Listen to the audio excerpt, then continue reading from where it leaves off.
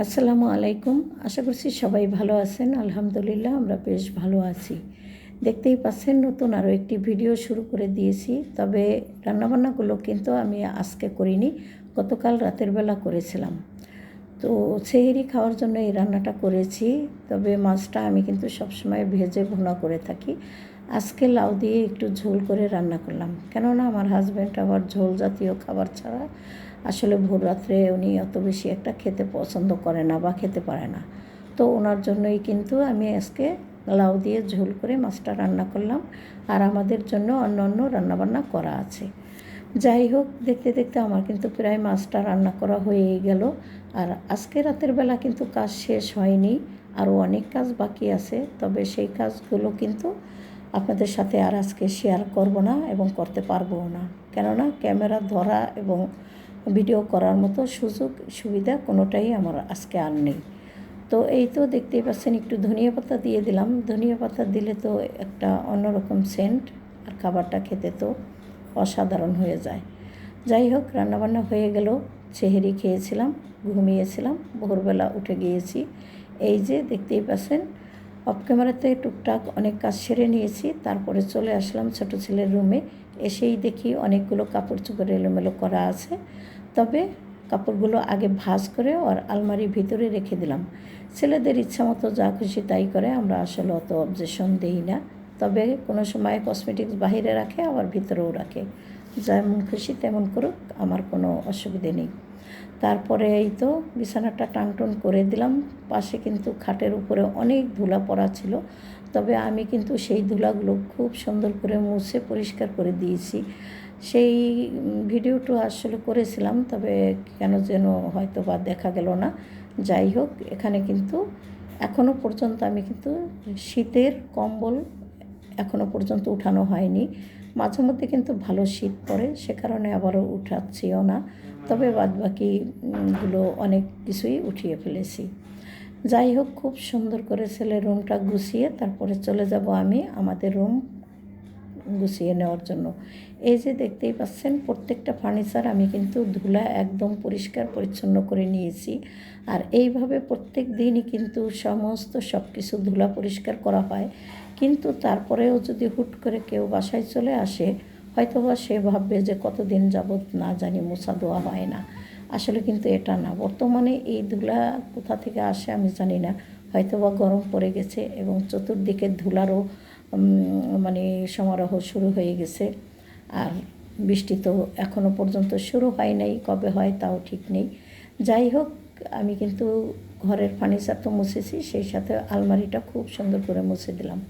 কেননা এই যে একটু আধটু কাজ করা আছে, এই কাজ করার ভিতরে কিন্তু ময়লা বসে থাকে।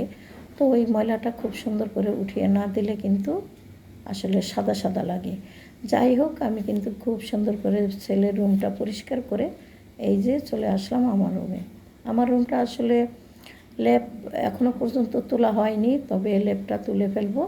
আর লেপগুলো আগে কিন্তু আমি ভাঁজ করে নিয়েছি, এখন শুধু বিছানাটা টানটুন করে নিলাম। এই তো সমস্ত ঘরবাড়ি একদম নিট অ্যান্ড ক্লিন করে তারপরেই কিন্তু আপনাদের সাথে একটু শেয়ার করার চেষ্টা করলাম। ডাইনিং টেবিলে তো রাতের বেলা খাওয়া দাওয়া হয়েছিল। ঘুম থেকে উঠে সবার আগে আমি ডাইনিংটা পরিষ্কার করেছি। তারপরে কিচেন রুম, এই যে দেখতেই পাচ্ছেন, কিচেনটাও কিন্তু মোটামুটিভাবে আমি পরিষ্কার করে ফেলেছি অফ ক্যামেরাতে। কেননা এত সব কাজকর্ম যদি দেখাইতে যাই, আপনাদের হয়তো একটু বিরক্ত বোধ হবে, আর আমারও কিন্তু ভিডিও করতে একটু অসুবিধা হয়ে যাবে। কেননা এত বড় ভিডিও করলে পরবর্তীতে আমি তো অত বেশি একটা সুন্দর করে এডিটিং করতে পারি না। তবে যতটুকু পারি তার মধ্যেই আমি সংযত রাখার চেষ্টা করি ভিডিও, কেননা তা না হলে আমার ভিডিও এডিট করতে অসুবিধা হয়ে যায়। সব কিছু ধুয়ে মুছে পরিষ্কার করে রেখেছিলাম, মনেই ছিল না যে জগ দুটো এখানে রেখে দিয়েছি, ধোয়া হয়নি। তো এখন একটু ধুয়ে পরিষ্কার করে নিলাম, তারপরে খুব সুন্দর করে উপর করে রাখলাম। ইফতারের কিছুক্ষণ আগেই কিন্তু আমি জগে পানি ঢেলে নিব, কেননা গরম এবং ঠান্ডা পানি মিক্সড করেই কিন্তু রোজার ইফতারটা করা হবে। আর এর ভিতরে জগটা কিন্তু শুকনা হয়ে থাকবে, আর শুকনা জগ বা বোতলে পানি রাখলে আমার কাছে ভালো মনে হয়। ভাবলাম রান্নাবান্না তো করতেই হবে, তো তেলটা যেহেতু বোতলে ঢালা ছিল না, একটু ঢেলেও নিলাম। এইভাবে টুকটাক করে কিন্তু অনেক কাজ করতে হয়। আর আমার হয়তো অনেকে দেখতে পাচ্ছেন যে আমার হাতাটা একটু উপরে আছে, কেননা আমি আসলে প্রত্যেক মুহূর্তে কাজ করতেই থাকি, সে কারণে আমার হাতাটা একটু গুটিয়ে রাখতে হয়। এই যে বেশ কিছু পেঁয়াজ এনেছে, আর আগেরও বেশ কিছু পেঁয়াজ রয়ে গেছে, তাই ভাবলাম যে পেঁয়াজগুলো একটু ঢেলে রাখি, তা না হলে আসলে নষ্ট হয়ে যেতে পারে। রাতের বেলা আসার সময় নিয়ে এসেছিল। তো পেঁয়াজগুলো ঢেলে আমি চলে আসলাম রান্নাঘরে। যে সমস্ত হাঁড়ি পাতিলগুলো ধুয়ে রেখেছিলাম সবগুলো কিন্তু এখন শুকিয়ে গেছে। এখন যার যার স্থান মতো রেখে দিব, আবার প্রয়োজন মতো আবার বের করে নিব। তো এই যে দেখতেই পাচ্ছেন, একটা জায়গা কিন্তু আমি ফাঁকা রেখে দিয়েছি। এখানে কিন্তু রান্নাবান্না করার পরে রেখে দেওয়া হয়।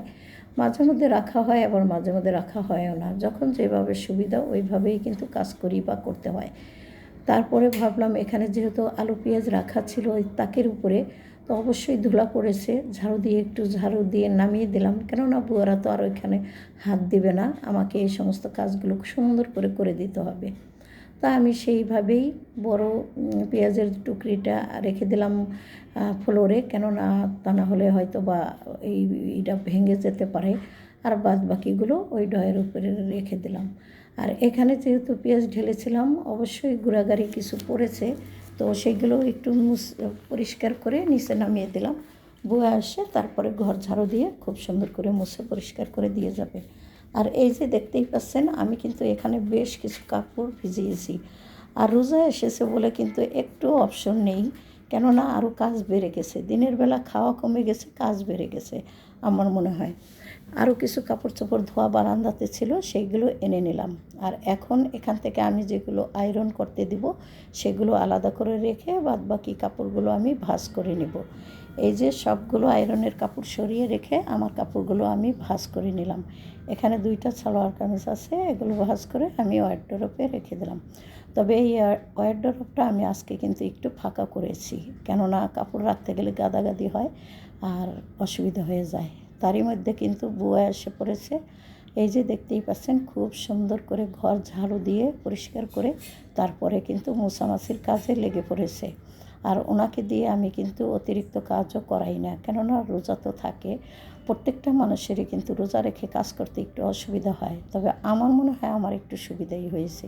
দিনের বেলা যেহেতু খাবার খেতে হয় না, কাজ করতে একটু সুবিধাই হয়ে গেছে। আর এই যে দেখতে পাচ্ছেন, আমি কিন্তু অফ ক্যামেরাতে সমস্ত কাপড়গুলো ধুয়ে বারান্দাতে ছড়িয়ে দিয়েছি। 2 থেকে 3 তার 4 তার করে কিন্তু আমি কাপড় চোপড় ধুচ্ছি। তবে এই ধোয়াধাইয়েরও একটা কারণ আছে। যেহেতু রোজার আগে আমি নির্বাচনের কারণে দেশে গিয়েছিলাম, সেহেতু শীতের কাপড়গুলো কিন্তু ওইভাবে ধুয়ে পরিষ্কার করে তুলে রাখতে পারিনি। যেহেতু অল্প সময় ছিল ভোট দিয়ে আসার পরে, তো ওইভাবে তো আর কাপড়গুলো ধোয়া হয়নি। আমি এখন রোজার ভিতরে সেই কাপড়গুলো কিন্তু ধুয়ে নিতে হচ্ছে। তো বারান্দা দিয়ে দেখিয়ে দিলাম যে রাস্তায় মানে রাস্তাতেও কিন্তু অনেক লোকজন আছে, আর মসজিদের সামনে বসে গাড়িতে যেন কী নিচ্ছে। তো ওই কাপড় চোপড় ধুয়ে গোসল করে নামাজ পড়ে তারপরে কিন্তু চলে আসলাম ইফতার তৈরি করতে।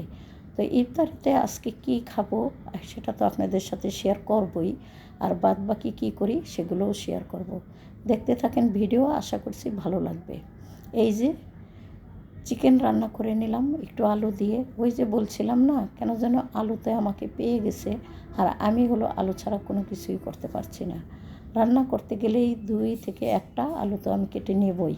এই যে মাংসটা আমার মোটামুটি রান্না করা হয়ে গেছে। আর আজকে ইফতারিতে খাবো হলো আমরা খিচুড়ি, সে কারণে ভাবলাম আগে একটু চিকেন রান্না করে রাখি আর খিচুড়ি রান্না করি, তাহলে ইফতারটা খুব সুন্দরভাবে করা যাবে। তো সেই ভেবেই কিন্তু আমি চিকেনটা রান্না করে নিলাম। তারপরে আমি কিন্তু চলে আসলাম খিচুড়ি রান্না করে নিতে। অফ ক্যামেরাতে তো আমি ডাল আর চাল ধুয়ে পরিষ্কার করে নিয়েছি, এখন শুধু বসিয়ে দেওয়ার পালা।